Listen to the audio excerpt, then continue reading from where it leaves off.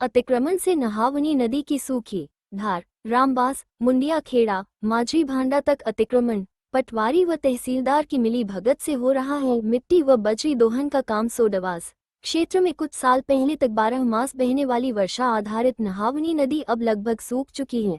नियति की मार कहीं या सरकारी अनदेखी नदी का बहाव क्षेत्र अतिक्रमण की भेंट चढ़ता जा रहा है। बहाव क्षेत्र में की गई खेती के कारण नदी का पाट धीरे धीरे सिकुड़ता जा रहा है।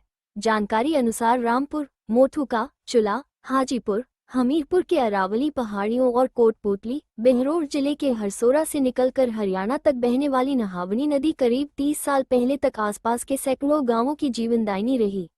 वर्षा के मौसम में नदी उफान के साथ काफी चौड़ाई में बहती थी, लेकिन बारिश और मौसम की बेरुखी के कारण धीरे धीरे नदी सूखने लगी। अब अतिक्रमण का कई जगह फसल बोई गई है, जबकि जिम्मेदारों का ध्यान नहीं गया। इस नहावनी नदी क्षेत्र में लोगों ने 50-50 बीघा जमीन अतिक्रमण कर फसल हो रहे हैं। अतिक्रमण तो लोगों ने कर रखा है, साथ में पेड़ों की कटाई भी कर उनको सरेआम बेच रहे हैं। और मजे की बात तो ये है कि इसमें पटवारी व तहसीलदार की मिली भगत से बजरी व मिट्टी का दोहन भी किया जा रहा है।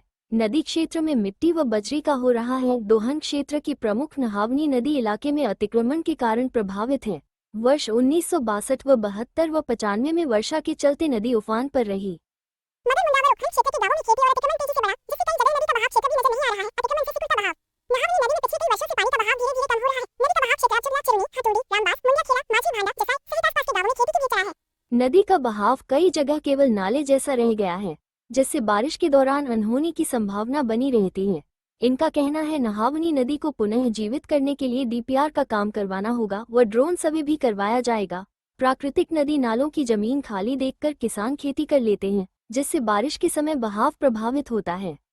करण सिंह, अधीक्षण अभियंता, सिंचाई विभाग, खैरथल। तिजारा नदी नालों की जमीन पर अतिक्रमण गैर कानूनी और शीघ्र अतिक्रमण चिन्हित कर हटाने की कार्रवाई की जाएगी। विवेक कटारिया, तहसीलदार, मुंडावर।